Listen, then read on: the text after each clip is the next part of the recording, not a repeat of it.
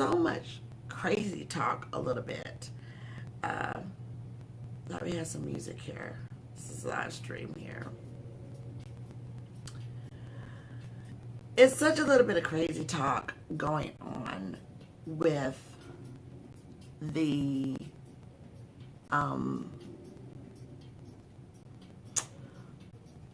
way that the sportcasters are talking more, some of them, like fans. For example, it's been so long since we've had football, which is the normal chitter chatter. But unlike some sports who have opted to forego their season and possibly maybe do their football season into the spring of 2021 because of the COVID pandemic that we're in, it was talks of a if this could go down, and we still don't know yet because we just have, see how things play out.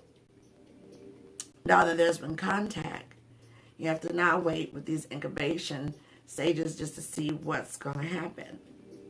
But we didn't miss a beat in terms of opting out, and there's not going to be a season. So I do think that it's very important for many of us in media reporting to be more responsible in the tones of things, because we only missed the preseason, but everyone has gotten to see so far that these games are going to carry on as normal unless something happens. And that's what we're all in. We're in the boat of wait and see. Many in media reporting who are right there on the scene, they are having to do their reporting not on the field, but in the stands. And you have to go through these different style checks to make sure that you are okay to be there and that everyone is okay to be there. One other thing about this game, I know it was lots of conversations to be had, but I felt one of the most weakest things to focus on in a pandemic and where people are facing unknowns and many people are in need of having income coming in or wanting to find work, that we don't need to focus so much as broadcasters on the rightful celebrations of these players and their contracts. I think even the players would like that to be less of a conversation piece and just focus on not bringing it up the entire time throughout the game or too much, but to be more sensitive to the plight that is happening with the world. And that is the last thing that anybody wants to keep hearing from a sportcaster, that, oh my God, you just keep talking about these people's paychecks and the big payday and all of that. And right now people's focus overall is on not that. Okay, so coming up on Sunday, September 13th, you have Philadelphia Eagles facing off with Washington.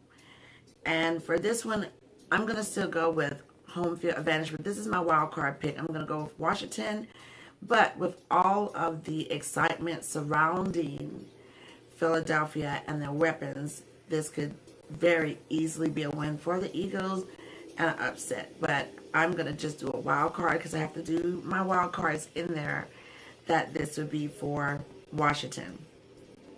Okay, Miami facing off with New England Patriots. This is going to be at the Patriots home field advantage. Got Cam Newton there showing improvement, but he's not a show improved newbie quarterback. He's a seasoned quarterback with a new team. And he has a lot to prove on the line, of course. And the team as a whole has a lot to prove because Tom Brady is now in my city, Tampa, with the Buccaneers and with Gronk and with all of those weapons. So here's a chance where they really, really want to prove and shut it down. It would be a very big upset to see Miami come in and dominate and dismantle, but I'm going with the Patriots on this one. Green Bay and Minnesota Vikings. This is going to be a nice matchup. It always is. This is going to be in Minnesota. So Green Bay travels. How will they do? Because there's still some chitter chatter, just like there is going to be with the Patriots, just like there's going to be with the Bucks. So Aaron Rodgers, instead of him in the draft, there you get him what he needs, what the team needs, and that's more arsenal weapons on the defense, on the offense. They go get another quarterback. Okay, so we know that is not too happy around there. So he has to play lights out. Can he do the fire just like he did without the weapons to get us that close? I'm a Packers fan. To get us that close to the dance, but not quite there yet. So we just have to see what happens. I'm going to go with the edge and upset with Green Bay. But Minnesota is not a shabby team at all. So they should get the win, but I'm going to give the slight edge to see if we have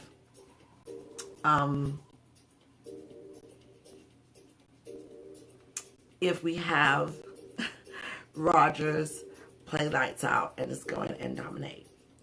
Okay, Indiana and Jacksonville. I'm going to go with Jacksonville on this one. Chicago and Detroit. I'm going to give the slight edge to Detroit, but Chicago from last season was a vast improvement from a lot of those years of being dismal. So I still give it to Detroit to see what happens. Okay, then you have the Raiders playing with the Carolina Panthers. This is another team that has something to prove because Cam Newton is not with the Panthers anymore. He is with the Patriots. But he was injured, and the Carolina Panthers did very well without him being on the field. So I give that edge to the Carolina Panthers. They definitely have something to prove. The Jets and Buffalo. I'm going to go with Buffalo on this one. Cleveland and Baltimore. I'm going with Baltimore. Seattle and Atlanta. Falcons. It would be good to see the Falcons pull that win, especially with home field advantage. But you're also talking about a nice team here that has come in and gotten the win, as well as taking some L's. But with this one, I would probably give the edge if you're going to play and get a win for your city. Should be for the Falcons, but I'm going to go with the Seahawks. Okay, the Chargers and the Bengals. For this one, I'm going to go with, do another wild card, and it's not their home field advantage. I'm going to go with the Chargers. Then you got the Cardinals and San Francisco. We already know that San Francisco is highly trying to get back in there with another great season, as they did, gotten so close, but yet not close enough because the Chiefs pulled the win for the Super Bowl. With this one, home field advantage, and I know they are tasting that blood in the water to get back there and get their Super Bowl.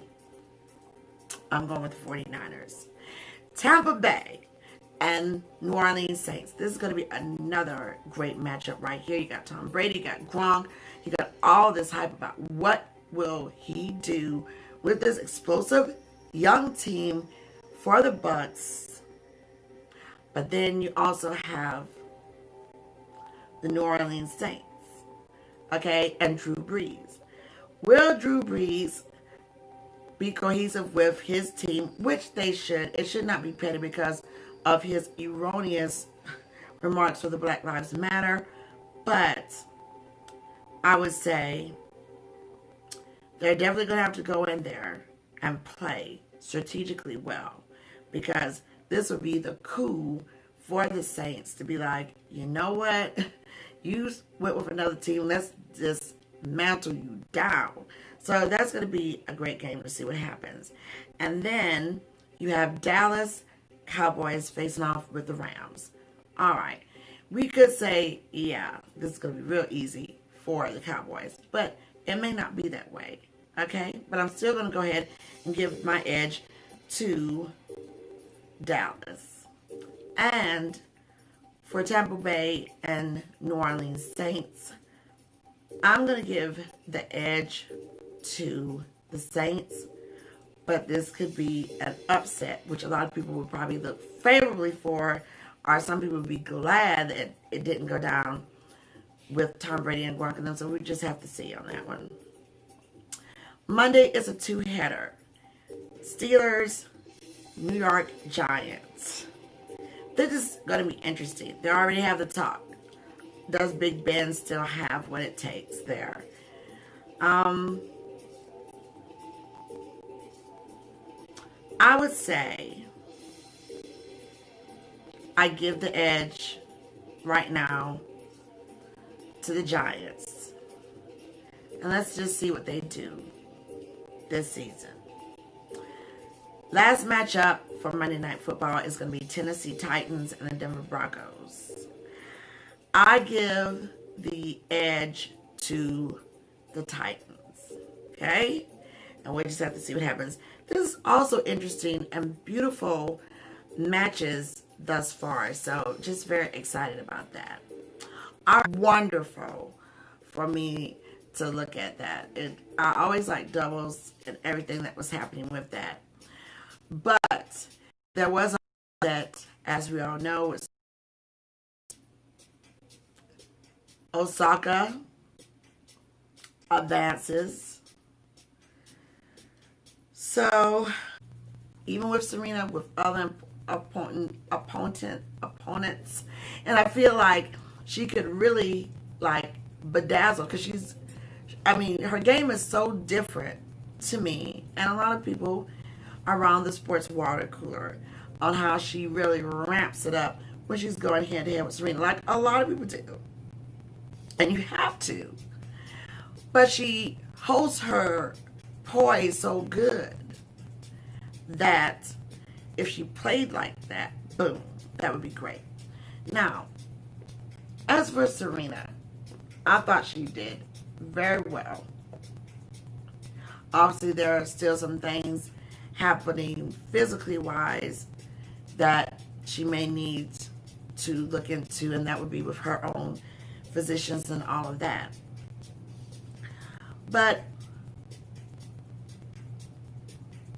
I love figs. There is talk about, is her window closing? I think we do so much of that. It's almost like the go-to for media reporters to say that, especially when they're entering into their late 30s, going into their early 40s. What is their chances of getting another win? I think Serena's chances is very great. But sometimes you have to go from a different perspective. Sometimes you have to shut the entire world out to get back to the full you of where you are now, and you're evolving, which includes everything, like what is your stamina, what is your this, what is your strength and your weaknesses, what is your body really telling you. I think good meditation, good yin, shutting herself down a little less from social media, and then focusing in right before the matches, go off the grid and do that conditioning, but also do the mental conditioning as well as the physical. You know how some people will take off to a remote island and just write a masterpiece or go someplace where they've shut themselves down, minimal as much from the digital life of social media and all that, and just be real in the zone. Because you can always get in the zone. But sometimes you have to go to those outer realms with meditation, it is a great part of conditioning because it's the healing also of the body and gives you a lot more awareness of where you need to be. But we'll talk more on that. Okay, we'll talk more on that. But I really enjoy the matches, and I look forward to seeing what is next. Okay, so it's been just a great week for sports, and I've really, really enjoyed myself. All right, so we also want to show love today of remembering September the 11th. And many of us, we know where we were when things happened. And at this point, I want to go ahead and just do a moment of silence for all of us and for especially the families and those who directly had loss, which impacted and changed lives forever and changed us even as America. So let's do a moment of silence here.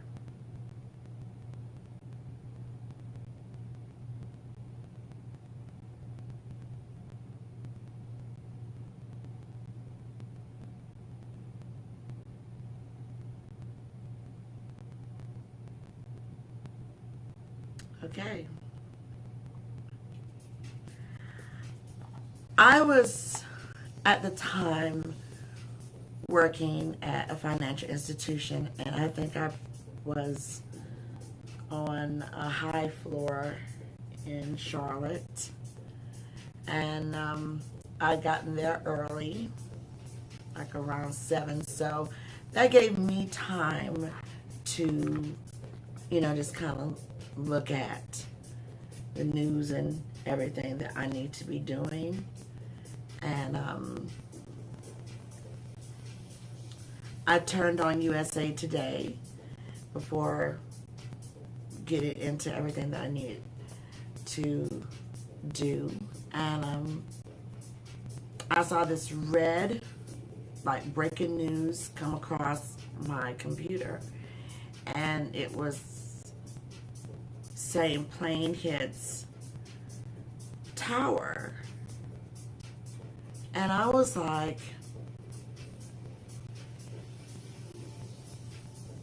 how is that possible? Especially if you know New York and you have flown into New York, you live in New York, you know that those planes do not go anywhere near that vicinity. So I was just like, so I stood up and looked, you know, from my office, and I was like, is anybody else seeing this? It wasn't a lot of people coming in the office right then, you know.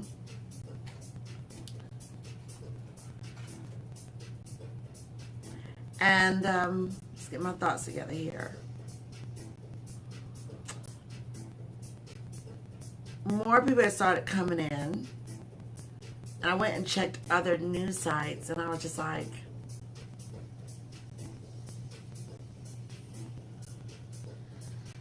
so then when the second one hit, I was like, okay, this is no coincidence. So then when you have other friends at different other financial institutions, you know, everybody's calling because Charlotte is one of the, like they call it, the financial capital of the world, besides New York and all that. So I had other friends at another bank. I'm not going to name none of the banks. But that particular bank, when the plane first hit, they were out. The call came and said, get out of there. Meanwhile, second plane hit, and now they're going into in a meeting to figure out what to do. Because all of us have offices in the towers in the Twin Towers. So, you know, I'm like, we have people in those buildings that represent our banks. So they went in a meeting to see what to do. And the whole time I'm like, we need to get the hell out of here. I need to get the hell out of here. So I started packing up my stuff, and then they started letting people leave in certain different groups and everything. All right, so by the time I'm in my vehicle trying to get home,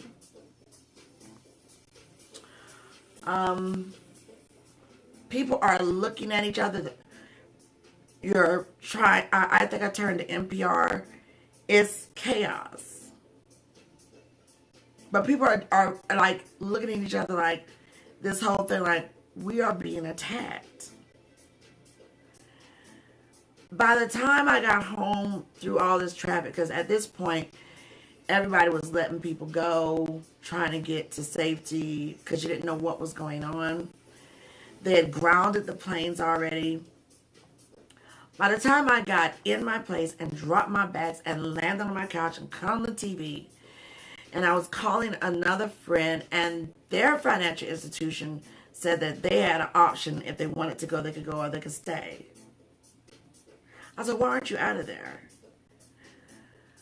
And then we heard about the Pentagon. Got family that worked at the Pentagon, friends that worked at the Pentagon. But by the time I had dropped my bags, the first tower was starting to come down. And I just was on the back of my, like I could go through the couch, and I was just like, oh my God. I just kept screaming. I was like, oh my God, oh my God, oh my God, oh my God. That's like people, and you know the scenario. You saw people holding hands, jumping fires, like and it was just a complete nightmare. And so when the second building went down, it was just like you just could not believe it.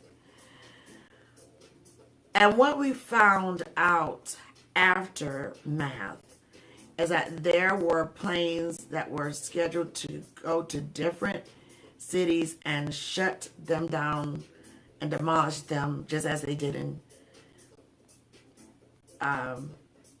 like the one that was headed to Pennsylvania, DC, and of course Twin Towers in New York. And we were one of the cities. And there were other cities, but thank God they did shut those planes down. So then they had a meeting, and they were like, how did we do?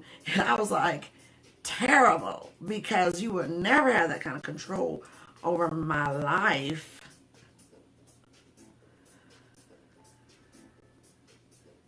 Waiting that long.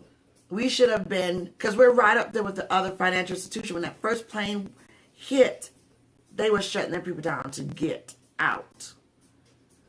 And here we were waiting for you all in a meeting to decide our fate. And I was just like, no way. And at the time when I was working for the financial institution, I still was building, and I was publisher of 1020 magazine. And I was just like, it's not going to be too much longer before I just walk away from this. Okay? But it was just horrible. So, per usual, they do show on some places how that day went. And that's just a day that I will never forget. It's a day that changed lives for a lot of people. But it showed our resilience. And it was bittersweet enough that the person that they said that was behind it finally met their fate. And so on this day, I definitely try not to do too much. I try not just to be out and about anywhere, and just, chill and reflect on life. And then especially now with us being in this pandemic, it just brings a lot of things on home. So also in the news, on a lighter note, because this is a day that we won't forget, but as each year goes on, it just makes us even more thankful. And I think in the times that we are in now with the pandemic, it's definitely going to make us a lot more stronger in how we are conducting our lives and living our lives and, you know, making every moment count and overall trying to be the best human being that you can be. This was a week also that we showed love to Dorothy Dandridge. She celebrated, she was celebrated with her films and nightclub acts and all of that. So TCM, they did a commemoration of her transition. But in November, they'll be doing, and others will be celebrating her birthday. Also, we want to show love to those who are going through it with these fires that are happening out there. So we send love and prayers there. And also, Game of Thrones fans, Lady Tyrell, Diana Rigg, she passed away at the age of 82. But it was just a joy to see her in her later years on one of the greatest productions up there, Game of Thrones, and she and her character was the one to take down Joffrey. If you are Game of Thrones fans, you know what I'm talking about. She was just very smooth with it, okay? That's what you call, like, savage. She was savage with it. So we say rest in peace to Elena Tyrell, House Tyrell, Game of Thrones fictional character, and the lady that played her, Diana Rigg, okay? So, before I'm out of here, college football week 2 is in full effect. And on yesterday, it was University of Miami and UAB, 31-14. My pick was in, so I did not get obliterated. Okay, then you have Iowa and Lafayette tomorrow. With this one, I think I'm going to go with Iowa. Eastern Kentucky and West Virginia is tomorrow. These are tomorrow games. And I'm going to go with West Virginia. Syracuse and the Tar Heels. I'm going with Syracuse. And then Charlotte, my 49ers, and Appalachian State. I'm going with my 49ers, okay? Arkansas State, Kansas State. I'm going with Kansas State on this one, okay? Mixing it up a little bit. Monroe and Army. With this one, I'm going to go with Army. We'll see how that happens. But Monroe might have an edge. Duke and Notre Dame meet up. With this one, I'm going with Notre Dame. But wouldn't that be an upset if Duke was like, And wouldn't that be an upset if the Tar Heels was like, okay, for the win? And then Campbell and Georgia Southern, I'm going with Campbell. UTSA and Texas State, I'm going with UTSA. We're going to see how that goes. Georgia Tech and Florida State. Well. I think I'm going to go with Florida State on this one, okay? Austin P and Pittsburgh. I'm going with Pittsburgh. We'll see how that goes. Clemson and Wake Forest. Wouldn't this be something if there was an upset with Wake Forest? I am rocking with Clemson on this one, though. Tulane and South Alabama. We are live stream, everyone, and we're doing live remote. And so, I'm going to just hang up on that. Okay, sorry about that. I should have the phone off the hook, but I think I'll throw it off the hook now. Okay, we are live remote here from home, and so I thought I had it off the hook, but anyway, it's all good. Okay. Citadel and South Florida. I'm going with South Florida on this one. Tulane and South Alabama. I'm going with Tulane. Western Kentucky, Louisville. For this one, I think I'm going Western Kentucky. Let's see how that goes. UTEP and Texas. I think I'm going with UTEP. HBU and Texas Tech. I'm going with Texas Tech. And then Coastal and Kansas. I think I'm going to rock with Coastal on this one. And then we'll just see how these go and what the standings will be and just take a look at all of that. Okay? Alright, looking at some more games here. It seems like some people are going the same direction I am, and some people might be going in a different little direction, but we'll just have to see how it all plays out. And just go from there. Week 3 has some really good matchups, as well as week 4. Just looking ahead here.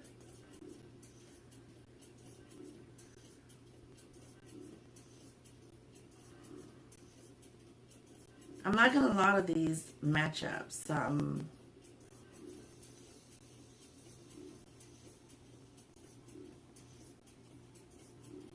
Especially for week 4.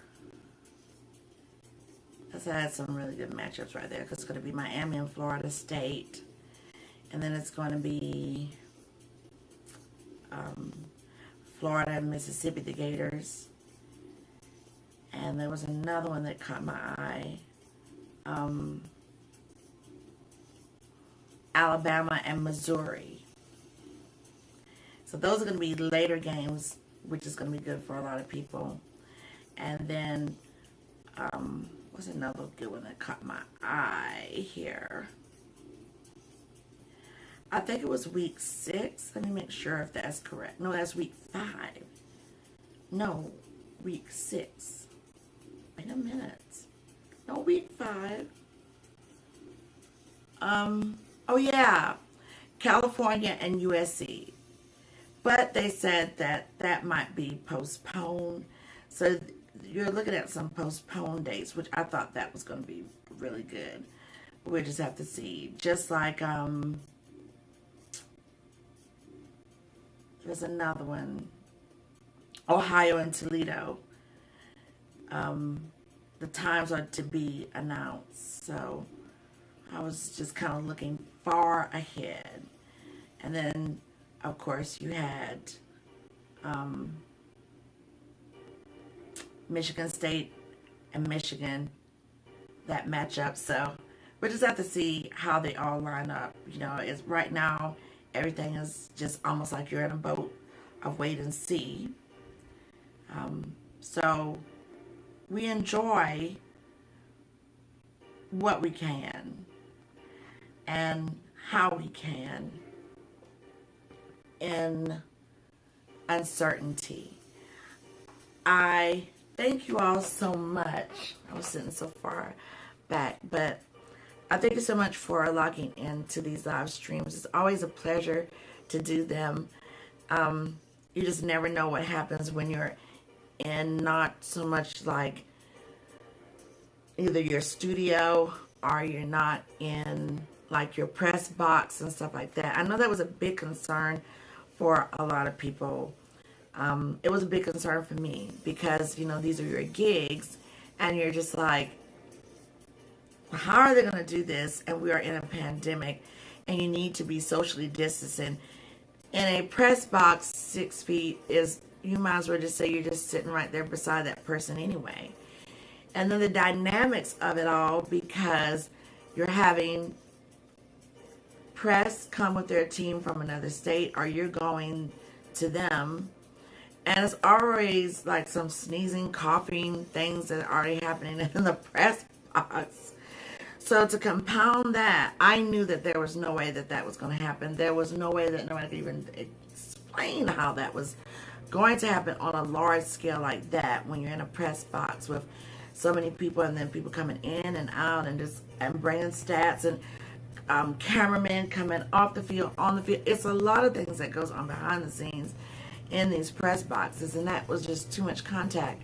And I had already was like, well, I will take the chance of going to the games, but I guess I'll be over at my position and far away from everyone else, and I'll just have to start setting up some lights and positioning everything and just report from there, and then get radio in to what is happening on the field, unless they were going to do it like they do in the NFL where they don't have anyone in the stands and then you have your own space over in the stands so you can see the live action there. Or would they have other media television set up so you can watch while you do your report. It was so many dynamics. So when some of those gigs started to, like, say you could do the live remote and you could do something else, and we're not going to, you know, compromise anyone, I just thought that that was a blessing. But it's always a risk, even going outside of your home. It's a risk inside your home. You know, everything is airborne. The worst thing that you ever want to do is just to compromise yourself. If you don't have to be a certain place around people, don't.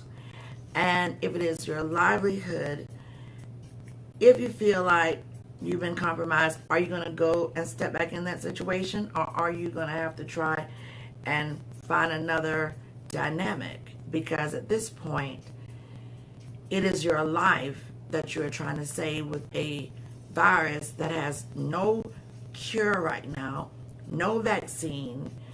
These new vaccine trials that are coming, a lot of people are tepid about it, and they just do not want to be the first to try it out. And there are a lot of concerns because we haven't gotten a handle on what is happening in COVID, and we just haven't. We look at the numbers all the time. I'll be talking about this over on the digital magazine, 1021 magazine, but it affects sports. It affects every genre that you can think of. So you have to put yourself in a situation to say and declare unto yourself, how am I going to best serve and preserve myself? Because there is sure death and exposure that you're seeing already. And so my prayers is for everyone. And even with these games that we are looking at and we're reporting or you're enjoying, listen, after they finish everything that they need to do, they now have to quarantine. Because a lot has been happening there with that contact. So now everybody has to go in and quarantine and shut themselves down and pray that nothing doesn't spike up. And this is just the way that it is right now. And so we're all in this together, but you also have to use your common sense on things and just be careful how you are going about, who you're in contact with, who you're not in contact with. Stay safe, because with COVID, people who have it and then they say they're out of the water, I'm out of the mix. No, you're not. I was just telling someone about how the mayor of Atlanta, Keisha Bottoms, her and her husband, they had COVID, and she talked about how he still has residual things happening, and other people are reporting that the same. So that lets you know that if you have been affected, it's right there to come back again. Just like it could be with pneumonia, but it's not pneumonia, and it could be with the flu, because it's not the flu. This is something totally different.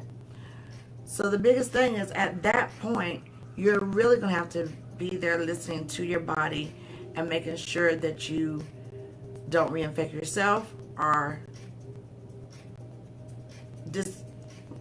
infect or reinfect someone else.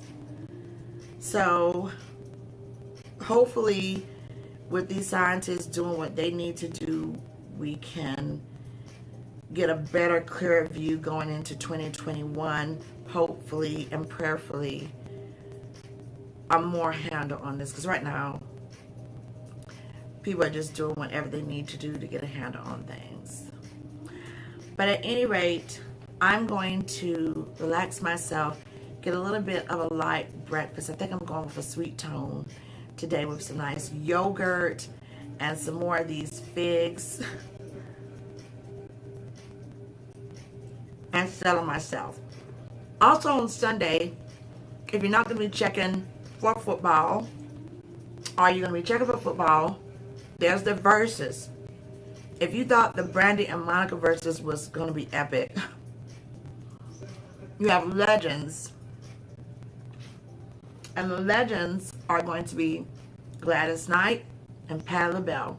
One night only. This is going to be on the Versus, so you can stream it for free.